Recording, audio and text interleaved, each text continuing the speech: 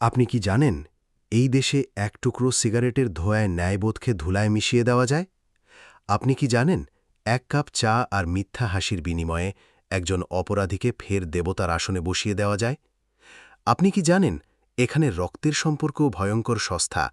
একটু স্বার্থের জন্য মা-বাবা সন্তানকে, সন্তান মা-বাবাকে, ভাই ভাইকে মাটিতে ফেলে দিতে দ্বিধা করে না? আপনি কি জানেন নির্বাচনের আগে বিড়ি আর এক কাপ চা বিলালেই জনতার নেতা হয়ে যাওয়া যায়, আর ভোটের পর সেই নেতা জনতাকে ভুলে যায়?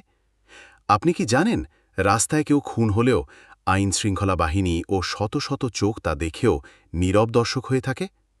আপনি কি জানেন এই দেশের বড় টেলিভিশন চ্যানেল আর অসংখ্য সাংবাদিকের সময় নষ্ট হয় কে কার স্ত্রী নিয়ে গেল, কে কাকে কি বলল, কোন সেলিব্রিটি কার সাথে, এই সব তুচ্ছ ও নোংরা খবর নিয়ে?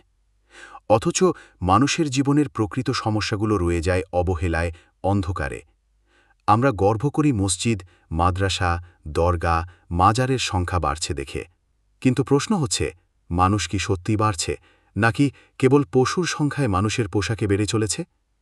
আমাদের ঘর, সমাজ, রাষ্ট্র সবখানে আমি আর আমার ক্ষমতার লোভ, হিংসা, বিশ্বাসঘাতকতা আর নিষ্ঠুরতার বিষ ছড়িয়ে পড়েছে। তাহলে দোষী কে? বনের পশুরা, নাকি আমরা নিজেরাই, যারা মুখে বলে আমরা মানুষ অথচ কাজে সেই মানবতার ছিটেফোঁটা নেই? হয়তো সত্যিটা আরও ভয়ঙ্কর, পশুরাও এখন আমাদের চেয়ে বেশি মানুষ। We call ourselves human, but humanity is gone. Maybe the beasts are kinder than us now.